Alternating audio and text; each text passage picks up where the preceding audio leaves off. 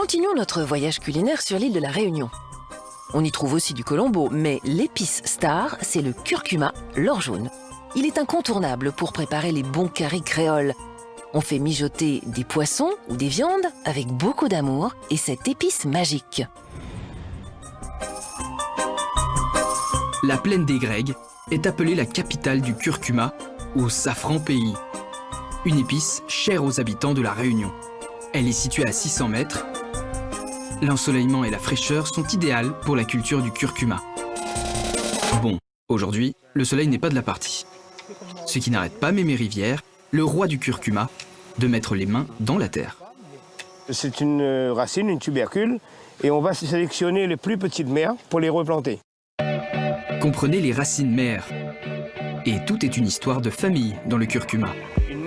Mémé Rivière est la 3e génération de planteurs pour cultiver cette racine. Et il y a un calendrier à respecter.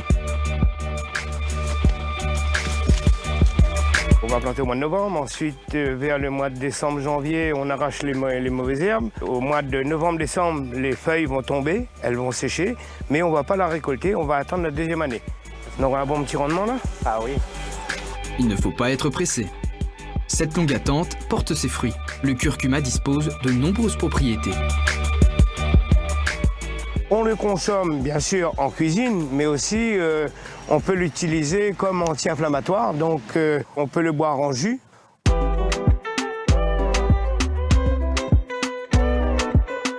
Après avoir récolté, nettoyé, haché et séché les racines transformées en cossettes,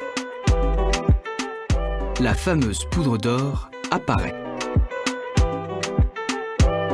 C'est le curcuma nouveau, c'est un peu comme le Beaujolais nouveau. Ça donne envie. Mémé Rivière ne fait pas que cultiver le curcuma, il le cuisine. Il tient un restaurant où son épice est reine. Du thym, du sel. Après on va le laisser cuire doucement, à petit feu, pour bien qu'il prenne la sauce. Et après ça va être tout bon. Les clients se régalent, les assiettes se vident à vitesse grand V. Ça passe bien? Super bon. Vous voyez, le curcuma, ça donne quand même la petite couleur à la dorade. Mémé Rivière a su développer son affaire autour de cette épice. En plus du restaurant, la boutique vend toute une gamme de produits. Une entreprise familiale et artisanale qu'il espère voir perdurer. Ça me gênerait de voir quelque chose que j'ai semé et arrêter quand je pars à la retraite. Mais bon, la retraite, c'est pas pour maintenant.